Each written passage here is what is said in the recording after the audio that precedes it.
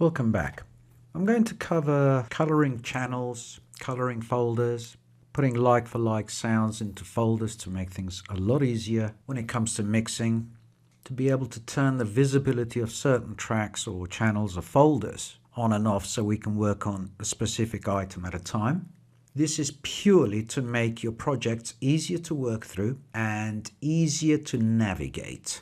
I don't like default colors for meters in Cubase. They tend to just literally be light blue, then to green, and then the final tiny little bit above the ceiling, which I believe Cubase is either 3 or 6 dBs. They tend to default to yellow. Let me just play the drums from here and let's see the meters in action.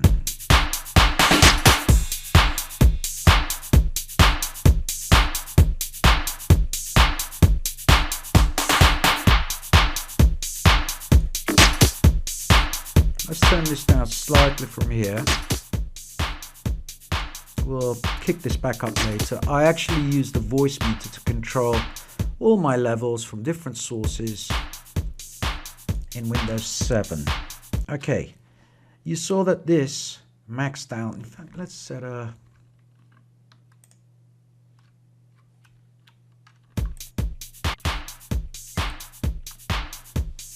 range it in, just loop it. Now we can just keep playing this over and over and adjusting to taste. You can see the masters here on our control room master. There simply is nothing at 0, but you don't need it really because we're not going above the ceiling. Whereas here on the master peak meter, you can see each time we go beyond the values, we hit yellow. Now let me show you how we can change all of that.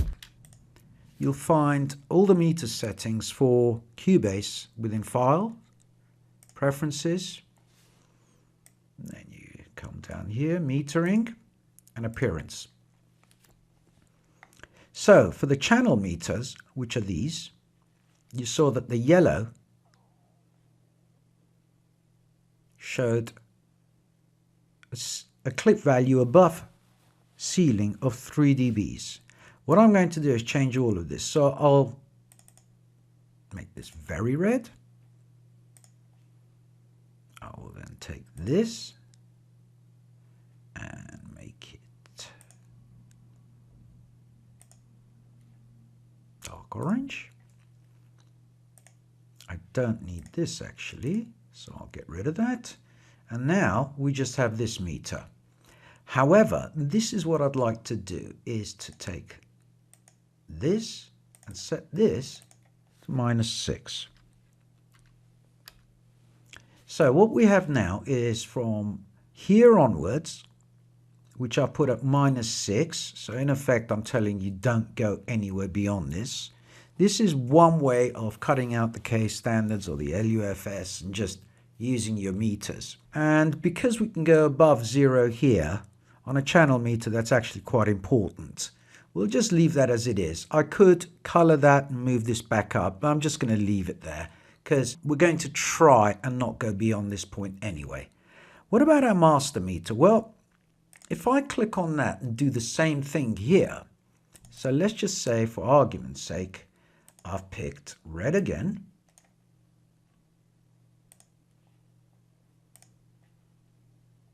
And here, I'll select orange.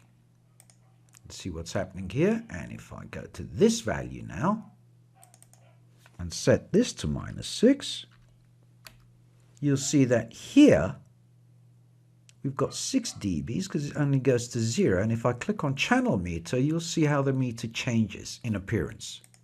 There, we've got another 3 dB of extension there. The reason I stick to K standards and LUFS and all that is because I can actually calibrate the whole lot to display one simple thing.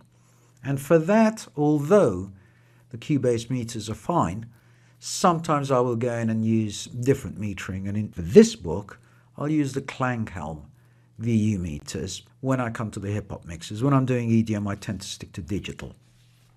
You can store this as a preset and call it back up. You can apply it, which is what we'll do here. And we'll apply it for the master meter as well. And we'll just go OK. So now when I start playing, you'll see different displays here, but they make a little more sense. Simply because they're easier to follow. So here we go. If you look at this value and never go into there, you're done. Here, slightly different. Just don't go into that value because I've already set that at -6. So now we've got our meters displaying different colors for ranges. We can also use those ranges, as I explained earlier, for standards, or rather we're not. All we're doing is saying, well, hang on, we've got more headroom here. Let's color it red so that you will automatically leave that headroom because you'll be scared of going into the red. Here, I've left the master meter on digital.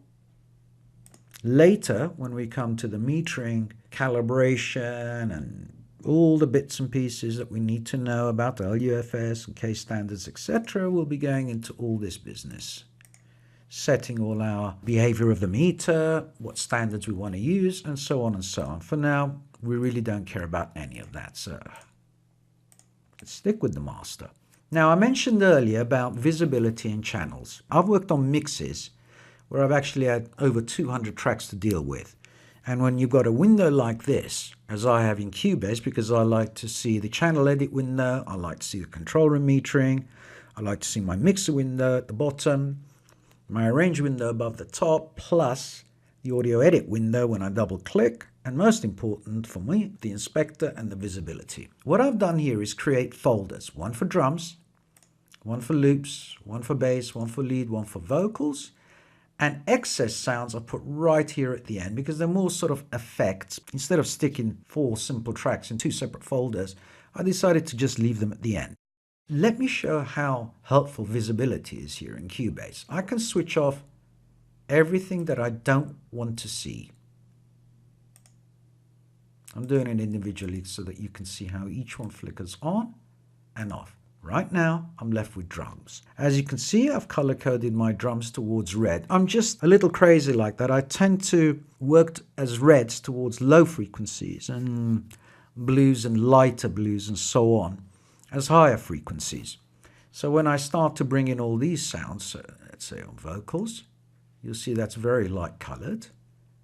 Leads, purplish. Bass, orange, but drums red. If I expand this, you'll see all my individual tracks in this folder. It's an extremely easy way of keeping things tidy, neat, and for the sake of navigation, you can't get simpler. I can also switch off individual tracks here.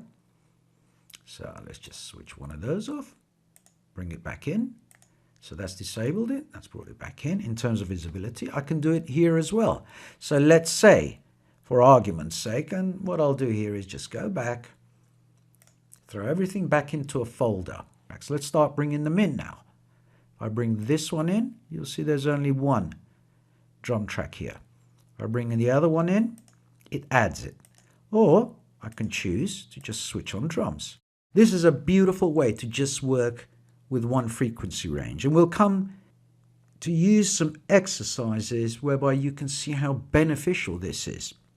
What you can also do, which is what I tend to do, is store your preset. So you can always call back a preset. I've got one for my meters. So we've got the channel meter there. I can now do exactly the same here. Set my own. So let's just not bother with this one so you can see the difference between the two. This is my master meter and this is my funky channel meter. Let's apply, okay. Watch what happens here. They found the one that I want. I've always known that someday, yeah, you would come. There you go. But I've left this as is. That's pretty much it for now. Later I'll show you how to use VU meters, which is actually what I prefer when mixing hip-hop. When it comes to EDM, I tend to prefer digital meters because there's so many transients to capture.